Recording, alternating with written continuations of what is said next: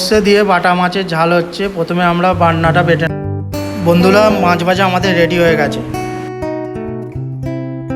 বন্ধুরা সর্ষে বাটা দিয়ে মশলাটা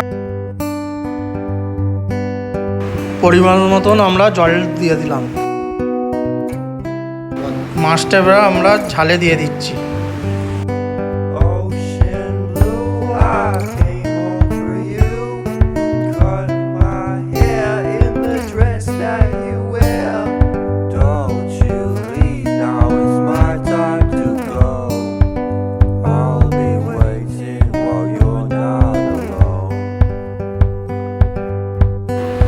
বন্ধুরা আমাদের সর্ষে বাটা দিয়ে মাছের ঝাল রেডি হয়ে গেছে।